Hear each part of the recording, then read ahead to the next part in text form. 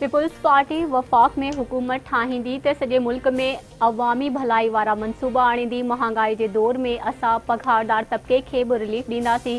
Solar system program Sindh जे समूरनि ज़िलनि में खणी वेंदासीं। सिंध हुकूमत आलमी बैंक सां गॾिजी ही मनसूबो शुरू कयो। हाणे ॿिया सूबा बि अवाम खे रिलीफ ॾियण जी ॻाल्हि कनि पिया। हिन वक़्तु 3 ग्रीन एनर्जी जा मनसूबा शुरू करे रहिया आहियूं। पीपी चेयरमैन बिलावल भुट्टो ज़रदारी जो कराची में Sindh solar home system programme जो इफ्तिताह करण खां पोइ तक़रीब खे ख़िताब। संदसि चवण आहे त वफ़ाक़ी इदारा कम न करे रहिया आहिनि। वफ़ाक़ जो बिजली निज़ाम तबाह आहे। असां चाहियूं था त महांगाई में अवाम खे रिलीफ फराहम कयूं। बेनज़ीर इनकम सपोर्ट प्रोग्राम जा मुस्तहिक ख़ानदान असांजी पहिरीं तरजीह आहिनि। PP chairman Bilawal Bhutto Zardari Sindh solar home system programme जो इफ्तिताह करे छॾियो। सीएम हाउस में मुनक़िद तक़रीब दौरान अवाम के सोलर सिस्टम ॾिना विया। सिंध सरकार जे मंसूबे तहत 2 लख ख़ानदाननि खे सोलर होम सिस्टम फ़राहम कयो वेंदो।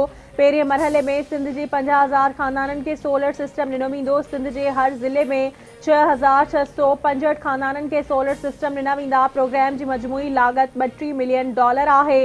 वरी वज़ीर सैयद मुराद अली शाह जो चवणु आहे त सोलर सिस्टम में 80 खां 100 वाट जूं सोलर प्लेट शामिल आहिनि। कराची ऐं लाड़काणे में अॼु 2 लख सोलर सिस्टम फ़राहम करे रहिया आहियूं। सिंध जी आवाम जी ख़िदमत असांजी पहिरीं तरजीह आहे। थर जे कोयले मां 5 या 5.5 रुपयनि में बिजली ठहंदी। विंड ऐं सोलर मां बिजली पैदा करण जी कुवत रुगो सिंध में आहे, ओतिरी ॿिए हंधि न आहे। सूबाई वज़ीर नासिर हुसैन शाह जो चवणु आहे त Sindh solar home system program PP chairman जे विजन तहत शुरू कयो आहे। पहिरें मरहले में 2 लख ख़ानदाननि खे सोलर सिस्टम ॾिनो वेंदो। 5 लख सोलर सिस्टम जी तयारी आहे, जल्द शुरू कयो वेंदो। सिंध में तरक़ियाती मनसूबनि जो कम जारी आहे।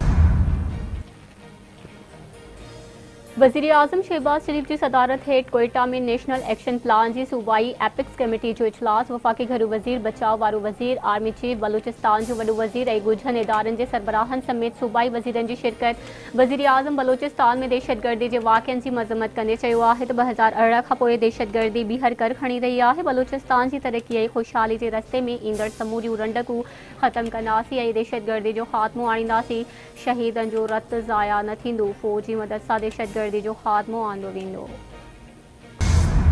सदर Asif Ali Zardari Olympics gold medallist Arshad Nadeem के हिलाल इम्तियाज़ अवार्ड से नवाज़े छॾियो। क़ौमी हीरो अरशद नदीम के हिलाल इम्तियाज़ ॾियण जी तक़रीब ऐवान सदर में थी। अरशद नदीम पेरिस ओलंपिक्स जे जैवलिन थ्रू जे मुक़ाबले में 92 ॾाई 97 मीटर्स जो थ्रो करे गोल्ड मेडल खटियो हो।